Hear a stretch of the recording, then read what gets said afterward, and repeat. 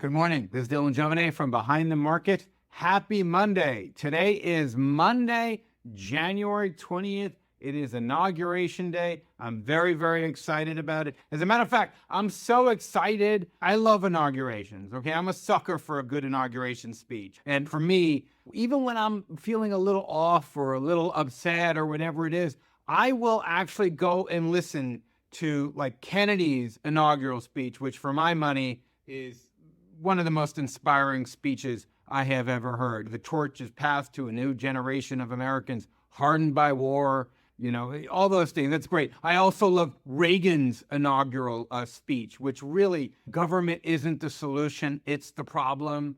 Just amazing. So I'm kind of a nut for a good inauguration speech, and you can bet your bottom dollar I will be watching it later today for sure, and I'll force my kids to watch it too. Because what an amazing thing the peaceful transfer of power is in this country. I mean, it is just such a gift when you think how rare that is with humans throughout history. It's just incredible.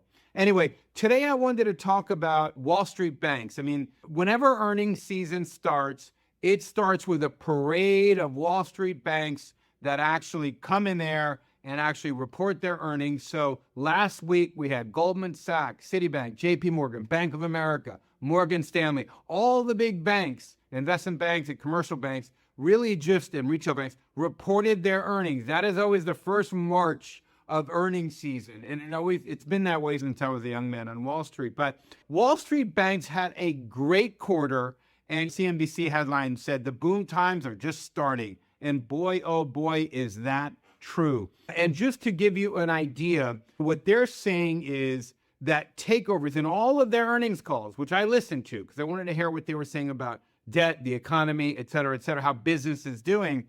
In all of their earnings calls, they all said their takeover pipeline is the strongest it's been in 5 to 10 years. Morgan Stanley CEO Ted Pick said that it's the strongest they've seen in 5 to 10 years. Multi-billion-dollar deals sit, quote, at the top of the waterfall, meaning they are ready to come down.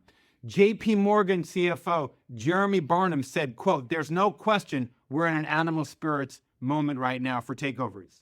Citibank CEO Jane Fraser calls it the big unlock. What a great quote, the big unlock.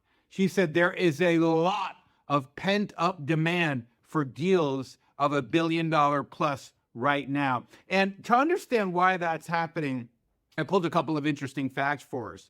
In 2024, takeover activity was down 40% from its peak. And the peak occurred in 2021. So takeover activity was down 40% at $2.66 trillion in deals announced, down from $5.2 trillion in 2021. So you can see that basically it's been a deflation going down every year from the Biden administration's very, very aggressive policies trying to stop and block takeovers, making it very, very difficult for companies to pull takeovers. So the point is, with what Jane Fraser calls the big unlock, we are going to see a massive unlocking and a big explosion of takeovers coming in the next year or two, specifically in the coming months. It's just going to be crazy. And what kind of deals are we going to see?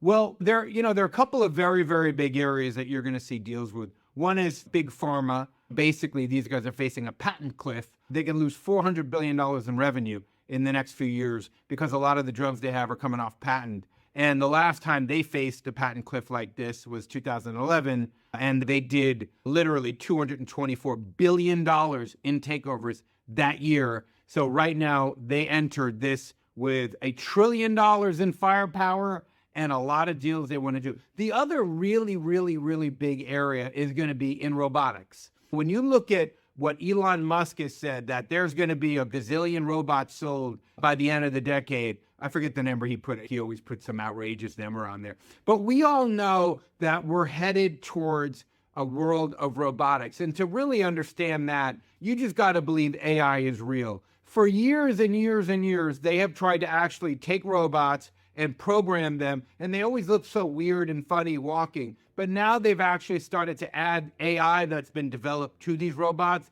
and they're actually becoming a heck of a lot more functional. So AI is revolutionizing robotics. So we're going to see a lot of deals in that area where you have software or e-commerce companies that are just going to be buying robotics firms, specifically robots that are working in people's homes. And one of the deals that we think is very, very strong, very, very likely to come on is a deal that it's a robotics company that's already in the house, that already has millions of units in houses, that has already had takeover offers and approaches from big, magnificent seven tech companies. But the Biden Justice Department would not let those deals get done. So the deals all collapsed.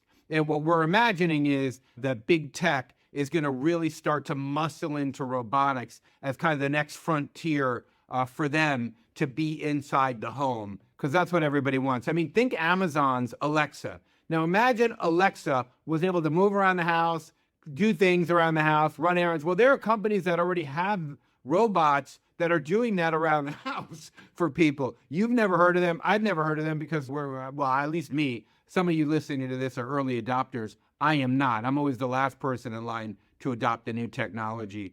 But anyway, right now, we're positioning ourselves for the big unlock, as Citibank CEO Jane Fraser called it recently, the big unlock, $1 gazillion of deals. I mean, we might even break the prior record of $5.24 trillion this year, which would mean that takeovers were up almost 100% from the 2024 level. So we're going to see a lot of massive activity this year, a lot. Corporations are sitting on a lot of cash, and we're going to see deals in robotics and pharmaceuticals coming and energy very, very soon. So we feel very, very well positioned. We're going to be talking about our top deal options in our webinar tomorrow. We hope you could join us. You're going to learn something. I promise you'll learn something at the very least that you never, ever knew as we reveal the company and our rationale for these kinds of deals coming up for a very, very exciting 2025. Make sure you register now. I look forward to seeing you tomorrow.